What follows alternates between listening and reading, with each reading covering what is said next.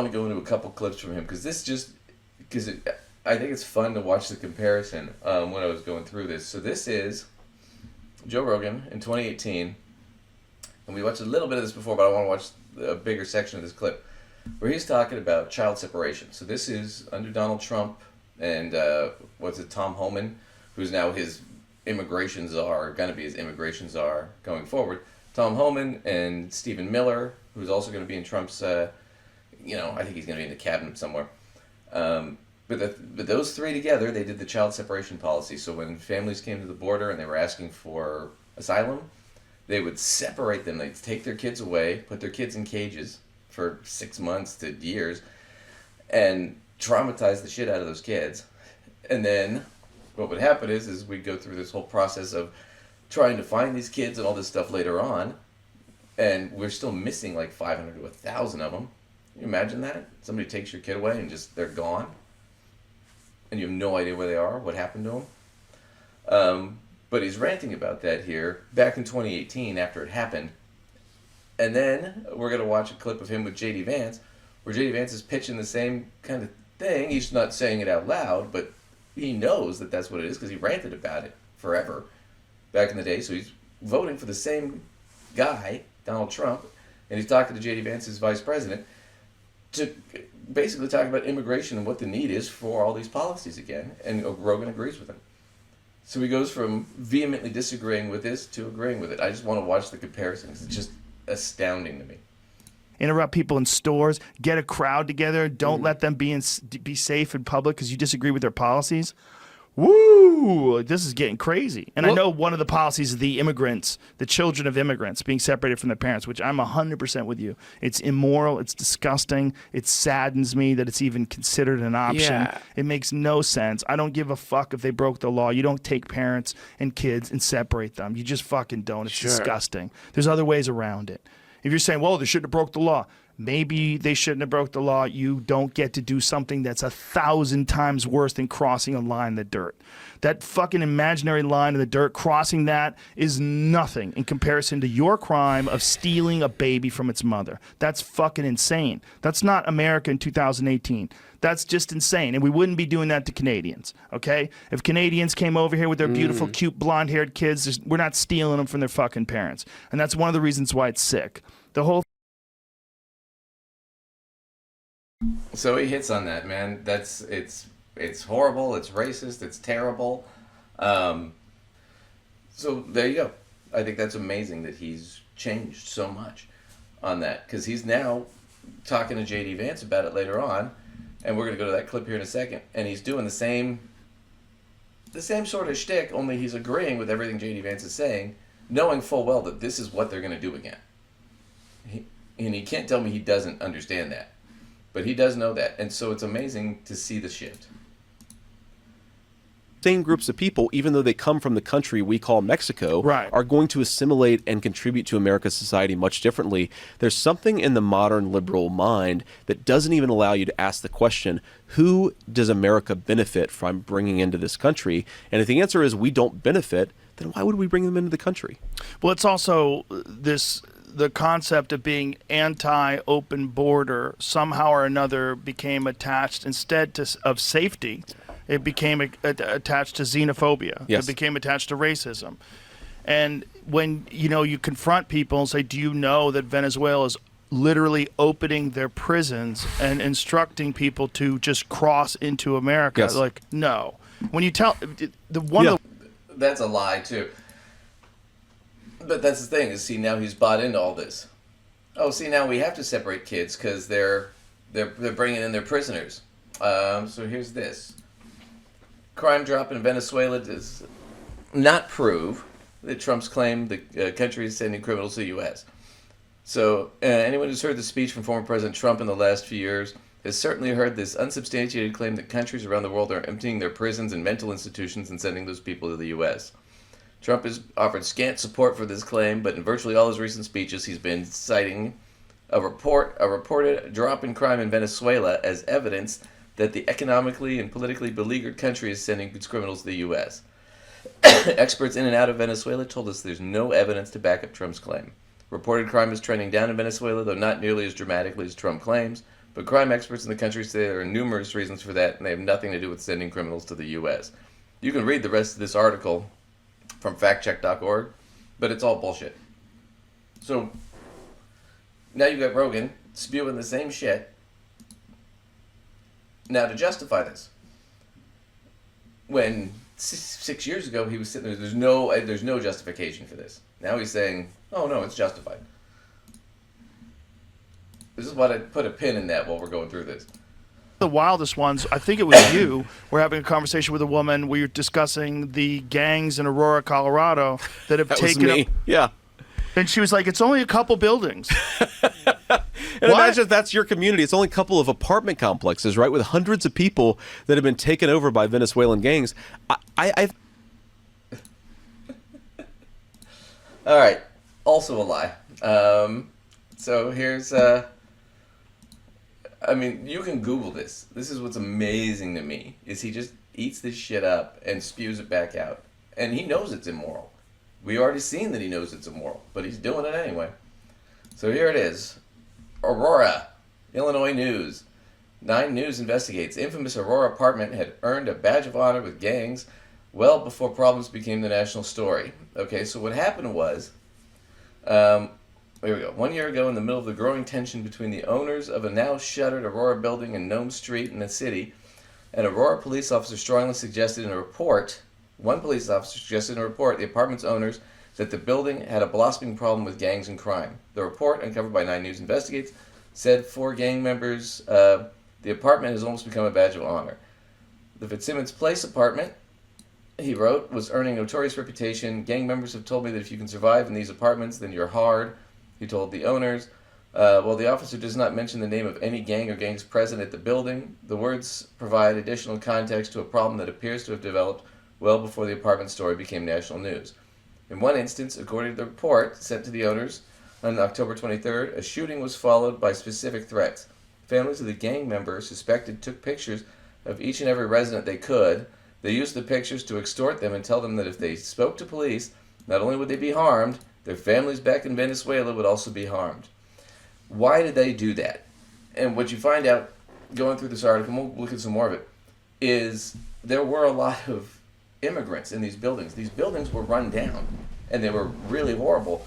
And the city had warned the owners, you need to do something about this. But instead, they were just slumlords, and they let all these poor people come in. And a lot of them weren't immigrants from Venezuela. That's why they're threatening that their families in Venezuela will be harmed. And there were some Venezuela gang members there, but what they found out was it was 10 guys.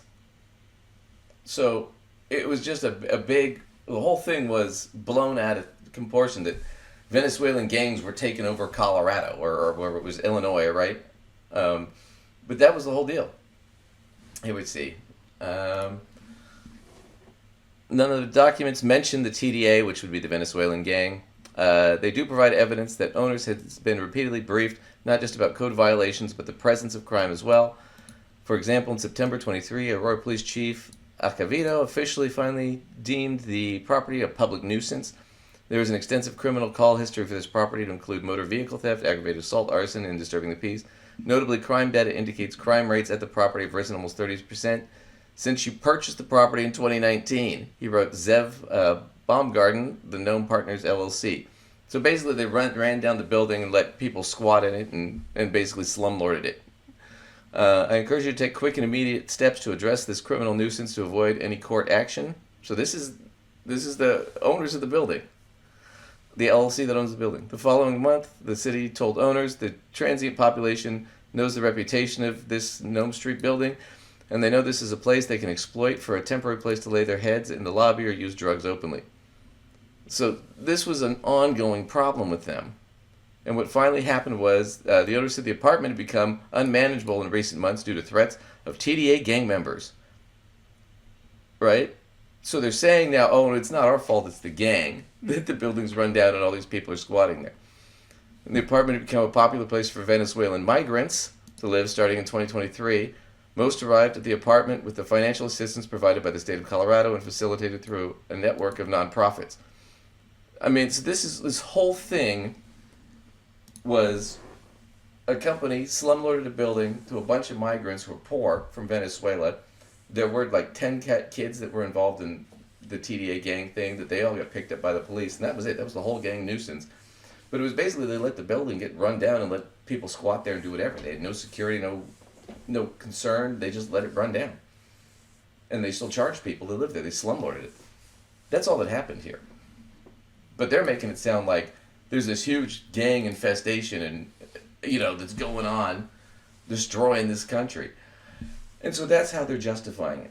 And they're justifying this whole thing about gangs and gang violence. But I want to go to this because Joe Rogan's initially, in 2018, what he was upset about was child separation, which is going to happen again. Don't confuse yourself. It is going to happen again. Tom Holman's already said he's interested in doing it. Stephen Miller's interested in doing it. They were the ones who did it last time. They facilitated the whole thing. Joe Rogan is endorsing it now with J.D. Vance.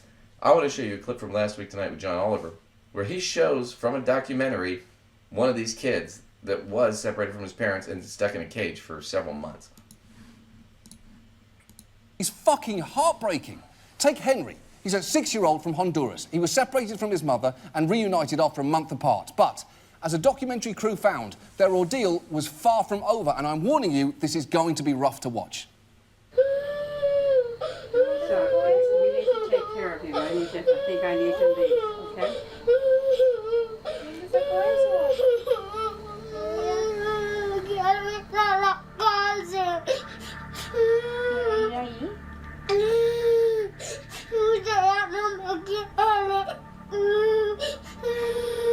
¿Quién te ha dicho que no te quiero?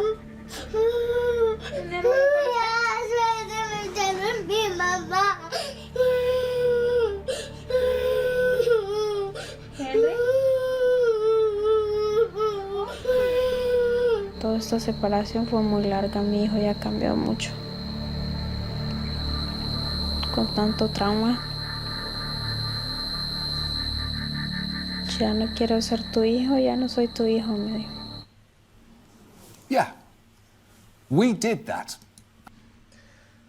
And that's what Joe Rogan was talking about in 2018. Skip to 2024, he's endorsing this. So when I say he's a sellout and a coward and a piece of shit, I'm not saying it lightly. I want to skip to another point here. I mean, one more thing with this J.D. Vance interview. Well, a couple more things, but this is, it's just insane. Because that's what I want to put in context. That's what he was talking about in 2018. Skip to 2024. He's got $100 million from Spotify. He just got a $250 million contract next. So now $350 million. And he's more than happy to endorse this. Doing this to children. More than happy. $300 million. But what do you think the motivation of allowing this to take place and the disproportionate number of people that have moved to swing states, which is also like a little suspicious? So depends on how many tinfoil hats do you have in this room? I got a lot, dude. I got a wardrobe. We can get real serious about this real quick, or pretty crazy very quickly. Look, I think what is obvious is, and I've seen this in the halls of Congress, I've seen it very explicitly. You talk about lobbying, and we obviously talked about in the context of other industries. There is a massive corporate lobby for cheap labor in the United States of America. And that is, I think, the main thing that's going on. Think about this. If you've got... I want to put a flag in this, too, while we're talking about the lobby for cheap labor. J.D. Vance had it was like a hydroponic kind of farm thing that he did, where he was the private equity owner of it. And when the workers were, it was horrible labor conditions. They were having problems with the workers and the cost. So what he did was he bussed in illegal immigrants. So he's done this. And he's bitching about, this is a problem now. Dude, you've done this. It's amazing to me how nothing applies to these guys. Millions of illegal aliens. Okay, let me tell you a story. In 2017, 2018, when I was in the private sector, I was at a business conference dinner. And I was seated next to the CEO of one of the largest hotel chains in America. This is, I think, probably 2018. And the guy is going on and on about how much he hates Donald Trump. And I'm like, oh, that's interesting. Like, why do you hate Donald Trump so much? Because, again, I was sort of a Trump skeptic in 2015. And at this point, I was kind of, starting to really get on the Trump train. And he said, well, The reason I hate Donald Trump, he says, is because Donald Trump's border policies have cut down the number of illegal immigrants. And because I can't pay illegal immigrants under the table anymore, Okay, this is all bullshit. It didn't go down significantly under Trump. Not until COVID. And it wasn't because of anything they did, it was because of COVID. So this is all bullshit. But they're spinning that, and Joe set this up, and this is the question he set up, and then I'm going to skip to where J.D. Vance directly sort of answers it. The question is, you notice how all these immigrants from South America and Mexico and Latin America and stuff, you notice how they're all moving to swing states? I wonder why. Why? Is it so they can vote and change the election? That's what he's leading to. It's called the Great Replacement Theory, and we'll get into that in a second. But that's what Joe is teeing him up for. And that's what he's answering, and it's taken him a while to get there, but we'll skip to it. Exactly. And we saw this. And look, I'm like a Reagan guy, right? I'm a conservative Republican. But Reagan screwed up a lot. He screwed up mental health in this country. People don't talk nearly enough about that. The amnesty thing he really screwed up. The amnesty thing he really screwed up. Yeah. And people always say, well, Ronald Reagan, when critics of Donald Trump will say, well, look at how Reagan talked about immigration. Because of what Ronald Reagan did at the 1986 amnesty, California is now effectively a permanently blue state. Except when Arnold won. But Arnold ran as a super moderate Republican. He was a major celebrity, right? He was at the height of his celebrity power, and he still won barely, even though California had been mismanaged. California is a one-party state because of Ronald Reagan's amnesty. And that's the fear, is that the entire country could become one party. The entire country becomes that. Now, it also... So, that's the fear. If we get too many brown people into this country from other countries, especially South American countries, we get too many brown people, then we'll all become Democrats. And we'll get rid of all the white people, because they'll all be brown Democrats. That's what the argument is. Here, this is called the Great Replacement Theory. This is dirt old. So let me go to this article here. What is the Great Replacement Theory? This is from The Conversation. A scholar of race relations explains. Okay, so the Great Replacement Theory, whose origins date back to the late 19th century, argues that Jews and some Western elites are conspiring to replace white Americans and Europeans with people of non-European descent, particularly Asians and Africans. That was in the 19th century, back when they did the Chinese Exclusion Act. So yeah, they're trying to replace the whiteys. That's what's the whole argument. The conspiracy evolved from a series of false ideas that over time stoked the fears of white people. In 1892, British-Australian author and politician Charles Pearson warned that white people would wake to find ourselves elbowed and hustled and perhaps even thrust aside by people whom we look down. So pretty racist, just on the whole. We look down upon these people. The massive influx of immigrants into Europe at the time fostered some of these fears and resulted in white extinction anxiety. No more white people are going to breed us out. In the U.S., it resulted in policies targeting immigration in the late 19th and 20th centuries. And so they go to some of these things that happened, but I want to do why this conspiracy theory matters. Because it's conspiracy, it's all bullshit. So the false ideas promulgated the spread of white supremacy, which has contributed to terrorist attacks, state violence, and propaganda campaigns in the U.S. and parts of Europe. On August 11, 2017, during a Unite the Right rally in Charlottesville, Virginia white nationalists chanted, "You will not replace us," and Jews will not replace us. In spring 2019, Belgian politician Dries van Langerhove repeatedly posted on social media, "We are being replaced." In recent years, non-white immigrants have been the target of xenophobia. Migrants, especially from Mexico, are accused of bringing criminal activities to American cities. Immigrants have also been falsely accused of smuggling fentanyl to the U.S. The reality is that immigrants commit far fewer crimes than those born in the U.S. Most of the fentanyl is smuggled in by domestic people. So, once again, just to hammer this argument home, 6 years ago, Joe Rogan, hey, the immigration policy is deporting all these people, the DACA kids, family separation, that's all horrible. It's wrong. These are terrible people. You just don't do that. To, well, they're all criminals and they're replacing the white people, so maybe we should. And the only thing that's changed in 6 years is Joe's $350 million richer. So why did Joe Rogan change? I think it's a pretty obvious answer. Bye.